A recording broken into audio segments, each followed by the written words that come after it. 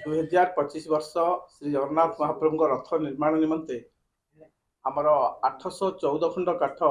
चलित वर्ष आवश्यक अच्छी 51 खंड काठ गत वर्ष ठार बड़का अच्छी ये जो काठ रथ निर्माण पे आसब से निमंते आज आम श्रीमंदिर एक 3 जणिया दल आम नयागढ़ गस्त करुँ आम साथी नौचु माल महाप्रसाद एवं खंडुआ पत्नी बाना फलमूल भोगराग इत्यादि समस्त जिनस आम नहीं आज नयागढ़ गस्त करुँ सेठारे आज आम नयागढ़ अवस्थापित रहबू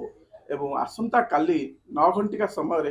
आम जा माँ बड़राउल ठाकुराणी पाखे पहुँचू सेठारे पूजार्चना होम यज्ञ इत्यादि करा एवं ये जो माल महाप्रसाद नहीं लगी कर से पूजा शेष होला परे आम जंगल को जीवु एवं सेठारे गछ चिन्हट करूँ प्रथम पर्यायर काठ चिर कटा आरंभ हो प्रथम आम 12 फुटिया धौरा काठ चिन्हट कर आम बर्तमान चिन्हट कर सारापर आम बर्तमान आसबू और पर्यायक्रमे रथ कथा आसी पुरी और खपरिया तले पहुँचब किंतु सरस्वती पूजा पूर्व 2टी रथ काठ जमी आसी रथखड़े पहुँचब और 3 खंड धौरा काठ से आमर सरस्वती पूजा दिन एठारे पूजार्चना कर पर्यायक्रमे रथ काठ कर्तव्य रथगढ़ कर नयागढ़ बौद्ध और भुवनेश्वर नॉर्थ साउथ रू आसो स्थिर कराई आवश्यक हुए अन्य जगह आस फासी 12 फुटिया आसन धौरा 20 फुटिया आसन धौरा और 40 फुटिया आसन धौरा एवं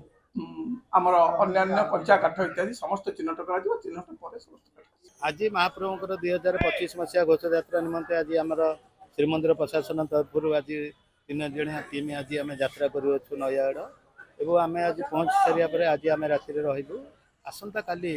माँ बड़मूल स्थित बड़राउल ठाकुराणी पाखे पूजार्चना